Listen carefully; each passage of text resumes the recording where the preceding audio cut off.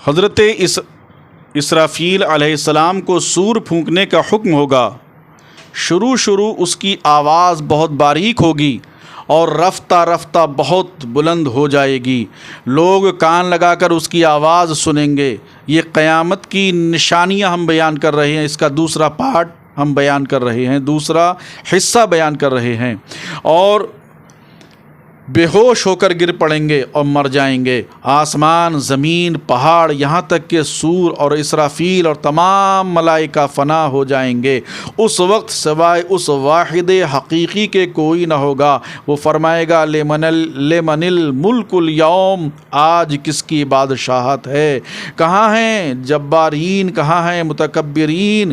مگر ہے کون جو جواب دے؟ پھر خود ہی فرمائے گا للہ الواحد القہار، صرف اللہ واحد قہار کی سلطنت ہے۔ پھر جب اللہ تعالیٰ چاہے گا اسرافیل کو زندہ فرمائے گا اور سور کو پیدا کر کے دوبارہ پھونکنے کا حکم دے گا۔ سور پھونکتے ہی تمام اولین و آخرین ملائکہ و انس و جن و حیوانات موجود ہو جائیں گے۔ سب سے پہلے حضور انور صلی اللہ علیہ وسلم قبر مبارک سے یوں برآمد ہوں گے کہ دہنے ہاتھ میں صدیق اکبر رضی اللہ تعالیٰ عنہ کا ہاتھ ہوگا، سبحان اللہ۔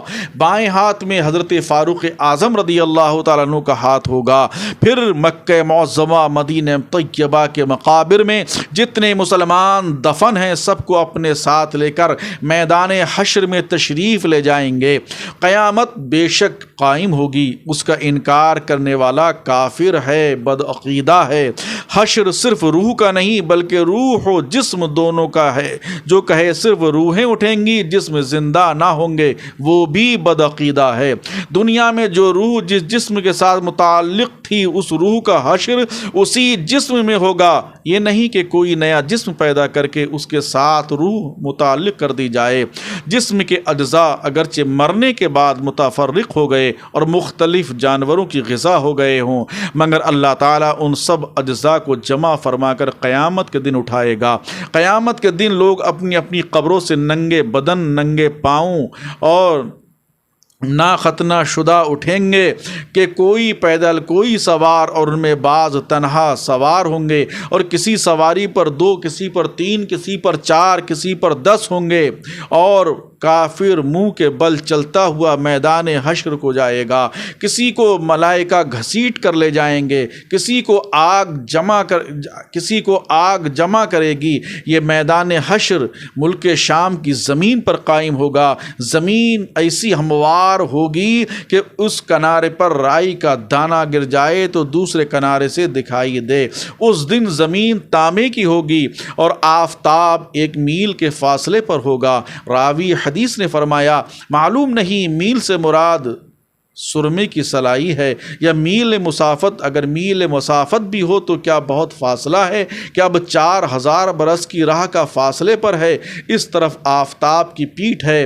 پھر بھی جب سر کے مقابل آ جاتا ہے، گھر سے باہر نکلنا دشوار ہو جاتا ہے۔ اس وقت کے 1 میل کے فاصلے پر ہوگا۔ اللہ اکبر! اس وقت کا عالم کیا ہوگا؟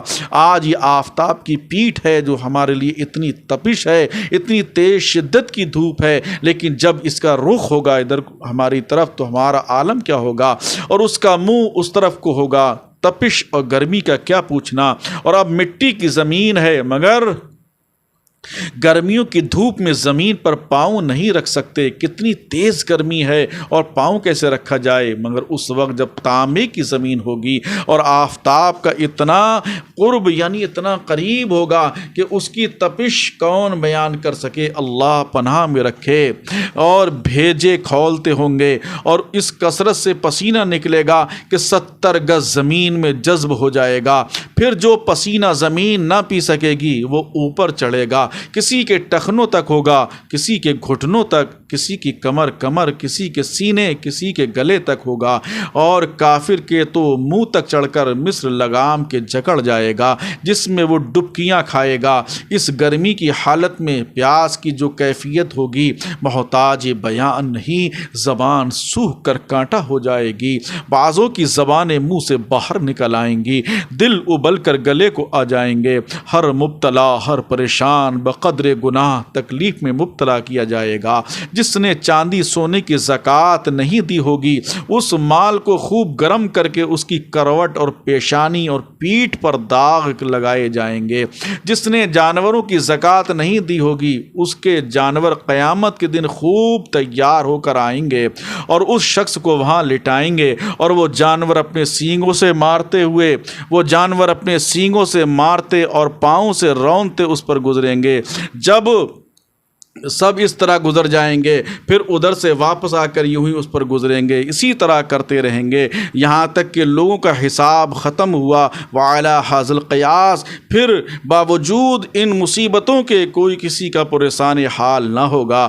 بھائی سے بھائی بھاگے گا، ماں باپ اولاد سے پیچھا چھڑائیں گے، بیوی بچے الگ جان چھڑائیں گے، ہر ایک اپنی اپنی مصیبت میں گرفتار، کون کس کا مددگار ہوگا؟ حضرت آدم علیہ السلام کو حکم ہوگا، اے آدم دوزخیوں کی جماعت الگ کر عرض کریں گے کتنے میں سے کتنے؟ ارشاد ہوگا ہر 1000 سے 999۔ یہ وہ وقت ہوگا کہ بچے مارے غم کے بوڑھے ہو جائیں گے، حمل والی کا حمل گر جائے گا، لوگ ایسے دکھائی دیں گے کہ نشے میں ہیں حالانکہ نشے میں نہیں ہوں گے، لیکن اللہ کا عذاب بہت سخت ہے۔ غرض کس مصیبت کا بیان کیا جائے؟ ایک ہو یا 2 ہوں، 100 ہوں، 1000 ہوں، تو کوئی بیان بھی کرے۔ 1000 مصائب اور وہ بھی ایسے شدید کہ الما، اور یہ سب تکلیفیں 2-4 گھنٹے، 2-4 دن، 2-4 مہینے کی نہیں بلکہ قیامت کا دن 50,000 برس کا ایک دن ہوگا۔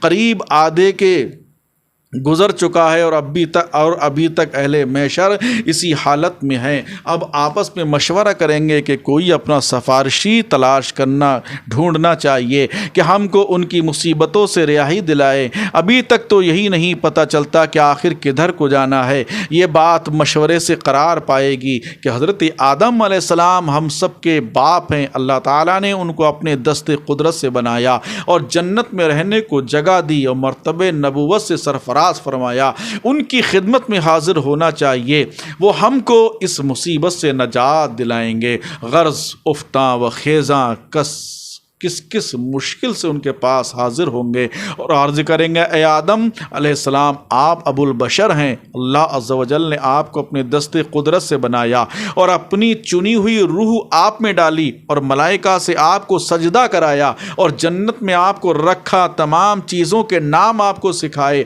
آپ کو صفی کیا، آپ دیکھتے نہیں کہ ہم کس حالت میں ہیں، آپ ہماری شفاعت کیجئے کہ اللہ تعالی ہمیں اس سے نجات دے۔ فرمائیں گے میرا یہ مرتبہ نہیں، مجھے آج اپنی جان کی فکر ہے، آج رب تبارک و تعالی نے ایسا غضب فرمایا ہے کہ نہ پہلے کبھی ایسا غضب فرمایا نہ آئندہ فرمائے، تم کسی اور کے پاس چلے جاؤ۔ لوگ عرض کریں گے آخر کس کے پاس ہم جائیں؟ فرمائیں گے نوح کے علیہ السلام کے پاس چلے جاؤ کہ وہ پہلے رسول ہیں کہ زمین پر ہدایت کے لیے بھیجے گئے۔ لوگ اسی حالت میں حضرت نوح علیہ السلام کی خدمت میں حاضر ہوں گے اور ان کے فضائل بیان کر کے عرض کریں گے کہ آپ اپنے رب کے حضور ہماری شفاعت کیجئے کہ وہ ہمارا فیصلہ کر دے۔ یہاں سے بھی وہی جواب ملے گا کہ میں اس لائق نہیں، مجھے اپنی پڑی ہے، تم کسی اور کے پاس جاؤ۔ عرض کریں گے آپ ہمیں کس کے پاس بھیجتے ہیں؟ فرمائیں گے تم ابراہیم خلیل اللہ کے پاس جاؤ کہ ان کو اللہ تعالیٰ نے مرتبہ خلت سے نوازا ہے۔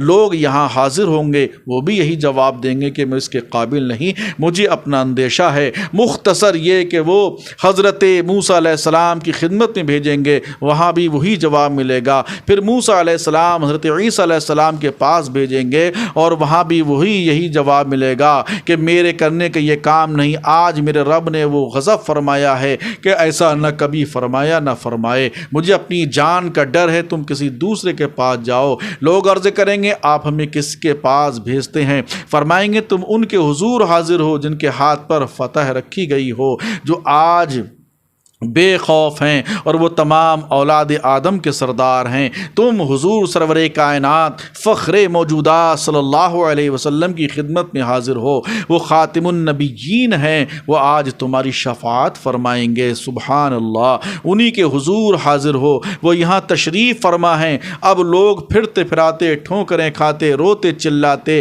دہائی دیتے حاضر بارگاہ بے کس پناہ ہو کر عرض کریں گے، یا رسول اللہ، اے اللہ کے نبی، حضور کے ہاتھ پر اللہ عز و جل نے فتح باب رکھا ہے، آج حضور مطمئن ہیں۔ ان کے علاوہ اور بہت سے فضائل بیان کر کے عرض کریں گے، حضور ملاحظہ تو فرمائیں ہم کس مصیبت میں مبتلا ہیں اور کس حال کو پہنچے، حضور بارگاہ خداوندی میں ہماری شفاعت فرمائیں اور ہم کو اس آفت سے نجات دلوائیں۔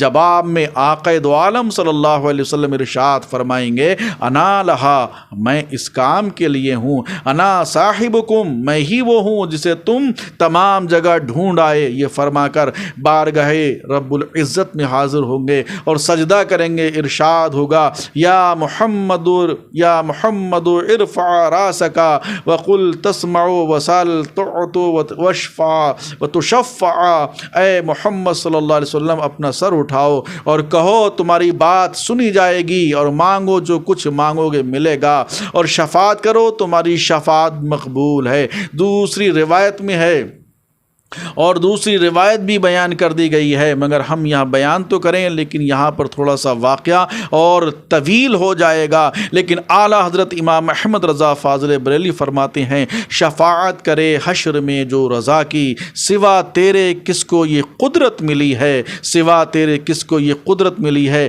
انشاءاللہ العزیز ہم اس کا بیان آگے اور بھی کریں گے، لیکن ہم آپ سے گزارش کرتے ہیں کہ آپ سنیے اور دوسروں کو بھی سنائیے۔ رب قدیر ہمیں اور آپ کو نبی کریم صلی اللہ علیہ وسلم سے محبت کرنے کی توفیق عطا فرمائے۔